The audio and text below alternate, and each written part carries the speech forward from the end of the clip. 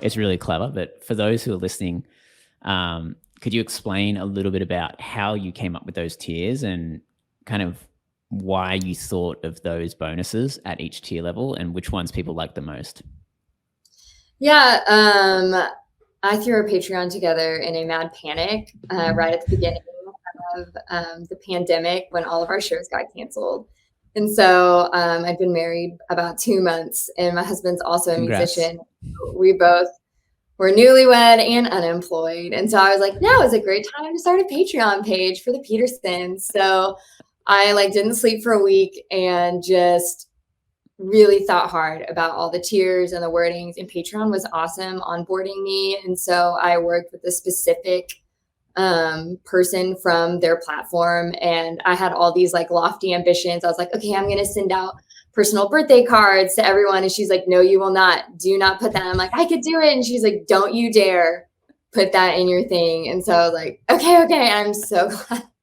There was so many personalized options that I really wanted to throw in, and they were like, you will not be able to keep it up. And they were so right. And so we only personal thing we do is in our highest tier. And it's one of my favorite things we do, which is we sing a personalized birthday song or anniversary song to people. And I love that. And I wish I truly could do that for everyone, but it was just unrealistic. So, basically, the people that are on our Patreon page really believe in our music and they believe in what we're doing. And we just had people right at the beginning of the pandemic realize we'd all lost our jobs, and they were like, how can we help the Petersens live through this? And so they were already trying to donate and help us, which was incredibly kind. And so Patreon just was a natural fit for, hey, we love the Petersens. You want to help us keep playing music? There's 6 of us in this band here, and we got to eat food somehow. So, and now it's a beautiful test market. So if we are we had to pick some Christmas songs to learn. So if I ask YouTube, that's a lot of people. So I ask our Patreon audience. And so they really have a front row seat into voting and having a big say, because these are the people that love us enough that they want to financially contribute. And so I know that they're our premier target market. And so we test a lot of stuff on them. They do polls on what songs we want to do. And then I just tried to make the tiers as realistic as possible. So obviously I can't really do much for the lowest tier, but then as it goes on up, I've been able to spend more time and energy into each of those options. Yeah. And I think it's spot on where you need to reel in the personalization on the lower tiers. And because the other thing I see is people put all their value in tier 1. They don't stretch it out across multiple tiers. So I thought you did that really, really well. Thank you. The other thing is, how did you it sounds like you organically grew the Patreon at the start by just people wanting to support you guys because your shows got canceled. But then what's the main way that you get new Patreon members now? So it's still very organic. So people just discover us online, and then they find out we have a Patreon page. And it really is a backstage pass into us. My sister answers every single message people send in, and they have first dibs to all of our concerts, and we've sold out multiple concerts. So patrons, if you're not in that community, there's a chance that you won't have access. And we also, I think our biggest thing is to organically grow it, but then once they're a part of it, we just try to keep them there. So we were bringing them all to Branson and doing private concerts and come see Branson with the Petersens. We send out Christmas cards once a year to every single person. And so it's just a lot of we want you to come in naturally because you really like what we do. But then once you're in, we want to keep you because you're really getting value out of what we offer. And then, someone who is starting out their Patreon, maybe, this year they've already got a bit of a following. They're looking at monetizing. So they're deciding to do a Patreon. What would be the main tips that you would give someone who's just starting out with Patreon? What were the learnings that you kind of got from, having used it for the last few years? Yeah, I would definitely say make the tier measuring the value of what you can actually offer realistically with what people are going to be paying is the biggest part. So if it truly is you don't have time to create content exclusively for your Patreon community, then make the value incredibly low and just maybe answer questions. But if you do have, like, if what you offer is exclusive content, then Patreon could be the way, like, that you just have it. So sign up and join the Patreon, and then you receive the benefit. So I think figuring out that magic value point would be the biggest thing. And then the other thing too is Patreon's a great thing, but it's not a fit for everyone. And so if you try it and it's not, don't kill yourself trying to make something work that's not working. And so some people truly have just a great product to sell, like on Etsy, or just create content online for YouTube. So it's not for everyone. We have so many people work, like my sister exclusively answers messages on Patreon. If it was just me, I would not be able to do the Patreon page. So it's just you working it. That's also, like, it's a lot of pressure, and then you're not able, like, don't make it something you resent. I think I was looking at your Patreon and I noticed you only accept a certain amount of people too. Is there a particular strategy for, one, creating demand for your Patreon? Two, is there a reason why you limit it? And then three, it's kind of like, how have you built that Patreon? Yeah, so that's actually, it's kind of a multi-tiered question, but I love the question. So we used to just sell monthly memberships. I started selling them for just $5 a month. Eventually, we increased the value a lot more structure. You got a lot more of my time, and we started bringing in more and more coaches and other experts, so to speak. So we upped the price to 25 a month, then to 50 a month.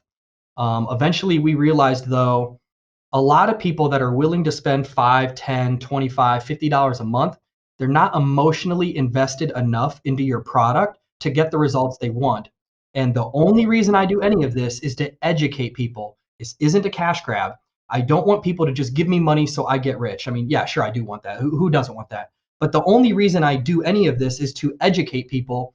And what we're finding is like 70% of the people that sign up for a monthly membership get no value. Not because I'm not in there, not because I'm not giving them the value, but because they're not emotionally invested enough to devote the time necessary to learning these intricate skills and to learn how to identify these trends and patterns and things that we're looking for. So for $50 a month, they'll just pay it once and they'll be like, oh, I didn't instantly get rich, and then they cancel. That's a lose-lose. I didn't get reoccurring revenue from them because they canceled right away and it didn't amount to much. And they lost because they lost 50 bucks and they didn't get the reward they were seeking for it. So that caused us to look at it differently. How can I get people to emotionally invest into the product a little more? And what we learned from actually Alex Hermosi, another huge influencer, he's great in sales, is create scarcity for your product. So now we're just always sold out. And now what we do is when we do open up slots, I only open 10 or 15 at a time. And it's for a couple reasons. A, on the marketing side, it absolutely helps because your product's scarce, people rush in to buy it. So on the back end, it made me a lot more money. But that's not why I did it. Why I did it now is now you can't buy a $50 membership. You have to pay for a whole year up front, and it's at $50 a month. So you're going to pay me about $500 to get into my Discord. By the time you invested $500, that's a lot of money. You're going to be emotionally invested. You're going to spend time in there learning from me. You're going to read what I'm putting in there for you. You're going to join me in the voice chats because you know you invested $500 and you're not going to get that money back. So you have to invest some of that time. Now what we're finding, I'm no longer at like a 70% turnover rate of people not getting the value and leaving. We're at like a 13%. Almost everybody stays now because they're emotionally invested enough to actually learn. And when they're actually learning, they are getting the results that they joined to get to begin with. Plus, since they signed up for a 1-year membership now, they're in there for a year. A lot of people sign up for a month and they didn't get the results they wanted in a month, so they left. Well, nobody gets fit in a month either. It takes years of working out before you get a six-pack kind of thing. So it's kind of the same thing. And the last point I wanted to make was, we only let 10 or 15 people in at a time now. Is we realize most people don't understand what a Discord is or how to use it. And if I have 1,000 people that join at a moment's notice, which I've had before, I can't onboard those people and teach them how to use Discord quick enough. There's too many people that flooded the gate, and now hundreds of those people are going to be no student left behind, if you will. I didn't get to them. So now if I hold 10 or 15 people's hand at a time, I can teach them what to look for, what channels to look at, where I'm going to be posting all of my stuff, and it's creating a much better success rate for them and us on the back end.